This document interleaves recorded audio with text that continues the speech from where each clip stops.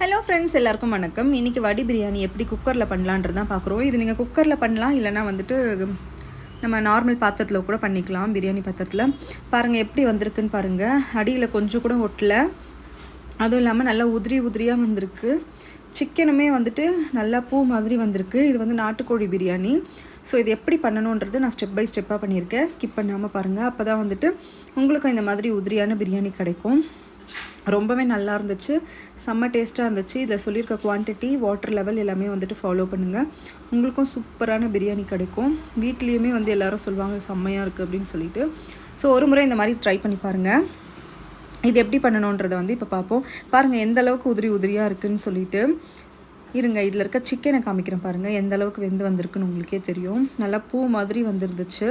இதே மெத்தட் தான் நீங்கள் வந்து மட்டன் பிரியாணி பண்ணுறதுக்கும் பாருங்கள் எந்த அளவுக்கு சாஃப்டாக இருக்குதுன்னு சொல்லிட்டு. ட்ரை ஆகாமல் அதே மாய்ஸ்டரோடு எப்படி பண்ணணுன்றதை வந்து இப்போ நம்ம பார்ப்போம். வாங்க வீடியோக்குள்ளே போகலாம்.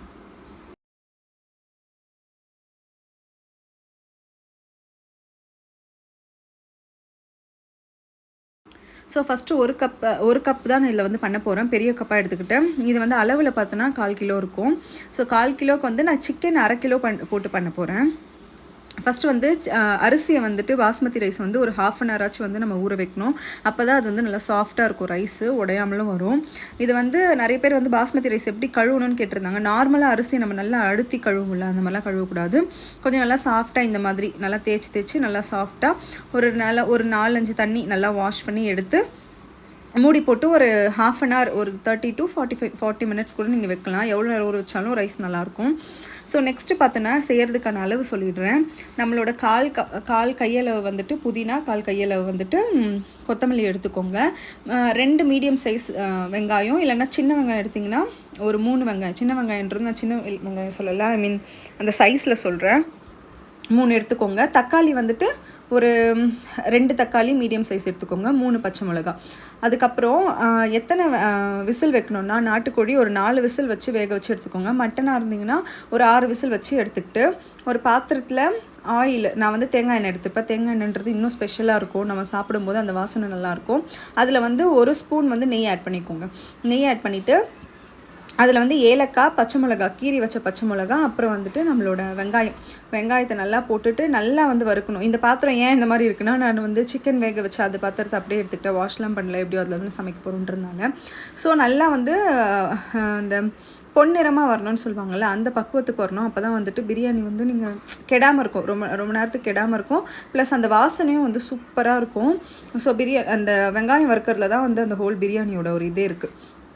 ஸோ நல்லா வறுத்துக்கோங்க.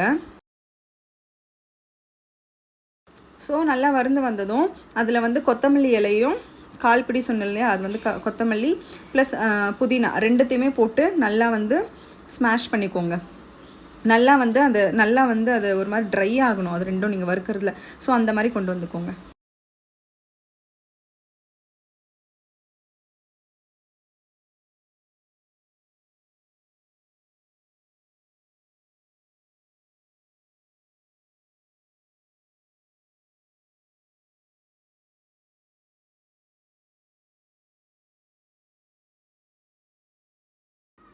பாருங்கள் எல்லாமே சேர்ந்து நல்லா ட்ரை ஆகிடுச்சு. இதில் வந்து மிளகாத்தூள் ஒரு 1/2 ஸ்பூன் அளவுக்கு சேர்த்துக்கோங்க. ஏன்னா நம்ம பச்சை மிளகா போடுறோம், இது வந்து நமக்கு 1/2 ஸ்பூன், ஏன்னா நம்ம 1/4 கிலோ தானே பண்ணுறோம். ஸோ அதுக்கேற்ற மாதிரி தான் மிளகாத்தூள் போடணும். நிறைய போட்டாலும் வந்து ஸ்பைஸ் அதிகமாகிடும், ப்ளஸ் வீட்டில் குழந்தைங்களும் சாப்பிட மாட்டாங்க. ஸோ நல்லா போட்டு இதில் நம்ம வந்து கலர் பவுடர் எதுவும் ஆட் பண்ண போகிறது கிடையாது. அதனால தான் ஆயிலே வந்துட்டு நம்ம மிளகாத்தூள் போட்டு வதக்கிக்கிறோம். இதெல்லாம் போட்டதுக்கப்புறம் கட் பண்ணி வச்சுருக்க தக்காளியும் சேர்த்து அதில் போட்டுருங்க. தக்காளி போட்டதுமே அதில் கொஞ்சம் உப்பு ஆட் பண்ணிக்கோங்க. கல் உப்பு ஆட் பண்ணுங்கள். சால்ட் வந்து எப்போவுமே அந்த பவுடர் உப்பு வந்து யூஸ் பண்ணாதீங்க, மோஸ்ட்லி வந்து அவாய்ட் பண்ண பாருங்கள்.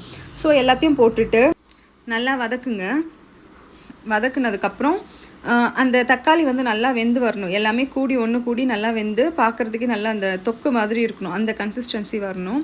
ஸோ அது வரைக்கும் வந்து நல்லா வதக்குங்க. அதுக்கப்புறம் வந்துட்டு நம்ம கரம் மசாலா பவுடர் வந்து நான் வீட்டில் அரைச்சது தான் யூஸ் பண்ணுவேன். அது எப்படி பண்ணணுன்றதை நெக்ஸ்ட் வீடியோவில் போடுறேன். ஸோ அந்த கரம் மசாலா தான், நீங்கள் பவுடர் கடையில் வாங்கி யூஸ் பண்ணாதீங்க. நம்ம வீட்டில் பண்ணுற கரம் மசாலா பவுடர் வந்து ஆட் பண்ணிக்கோங்க. ஆட் பண்ணதுக்கப்புறம் கரெக்டாக ஒரு 3 ஸ்பூன் வந்து இஞ்சி பூண்டு பேஸ்ட். நான் வந்து இஞ்சி பூண்டு கொஞ்சம் கூடுதலாக போட்டுப்பேன், ஏன்னா வந்துட்டு இது நாட்டுக்கோடின்றதுனால அது வந்து அந்த சிக்கனோட ஸ்மெல் வந்து டாமினேட் பண்ணிடும். ஸோ வந்து 4 ஸ்பூன் வந்து போட்டிருப்பேன். போட்டு அது நல்லா வந்துட்டு அந்த பச்சை ஸ்மெல் போகிற வரைக்கும் நல்லா வதக்கிக்கோங்க. நல்லா வதக்கி அந்த எண்ணெய் வந்து தனியாக பிரிஞ்சு வரும் பாருங்கள், அது வரைக்கும் நல்லா வதக்கிக்கோங்க.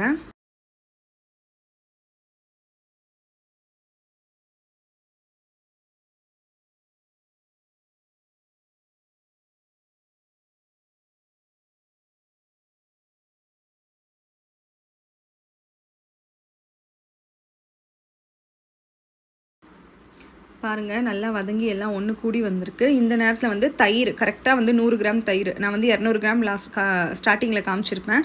அதில் பாதி தயிர் வந்து சேர்த்தா போதும். கொஞ்சம் நல்லா புளிப்பு தயிராகவே எடுத்துக்கோங்க. போட்டுட்டு நல்லா வந்து வதக்கிக்கோங்க. ஏன்னா நம்ம இதில் வந்து டொமேட்டோ வந்து கம்மியாக தான் ஆட் பண்ணியிருப்போம். நம்ம தக்காளியோட டேஸ்ட்டை விட தயிரோட டேஸ்ட் நல்லாயிருக்கும் பிரியாணிக்கு. அதனால் தயிர் வந்து கொஞ்சம் கூடுதலாக ஆட் பண்ணிக்கிறோம். தக்காளி 2 தான் ஆட் பண்ணுறோம். இப்போ பாருங்கள் எல்லாம் வந்து சேர்ந்து நல்லா வந்து கொதிச்சு வரும். எண்ணெய் தனியாக வந்து பிரியும். அந்த ஸ்டேஜ் வரைக்கும் நல்லா வந்து இது பண்ணிக்கோங்க. நல்லா வந்து வதக்கி எடுத்துக்கோங்க.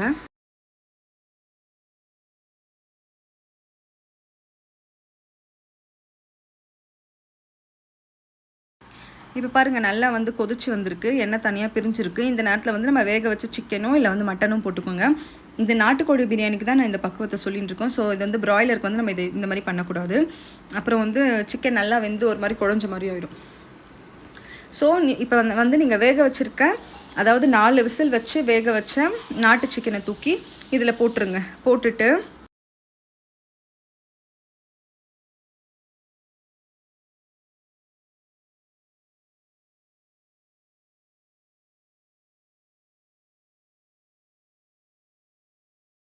இப்போ இருக்க எல்லா சிக்கனையும் வந்துட்டு நம்மளோட அந்த கிரேவியில் போட்டாச்சு. போட்டுட்டு நல்லா வந்து மிக்ஸ் பண்ணிக்கோங்க. நல்லா வந்து அந்த இருக்கிற எல்லா சிக்கனும் வந்து அந்த கிரேவியில் வந்து நல்லா மிக்ஸ் ஆகிற மாதிரி நல்லா போட்டுக்கோங்க. இதில் வந்து மஞ்சள் பொடி நம்ம போட மாட்டோம். ஆனால் வந்து சிக்கன் வேக வைக்கும்போது கொஞ்சம் சால்ட்டு, கொஞ்சம் மஞ்சள் பொடி போட்டு நம்ம வேக வச்சு எடுத்துப்போம். கொஞ்சம் இஞ்சி பூண்டு பேஸ்ட்டும் போட்டு வேக வச்சு எடுத்துருப்போம். ஸோ இதில் வந்து நம்ம மஞ்சள் போட வேண்டாம். 1 கப் ரைஸுக்கு வந்து 1.25 கப் தண்ணி தான் வைக்கணும். அதுக்கு மேலே வந்து வைக்கக்கூடாது. இதுதான் அளவு.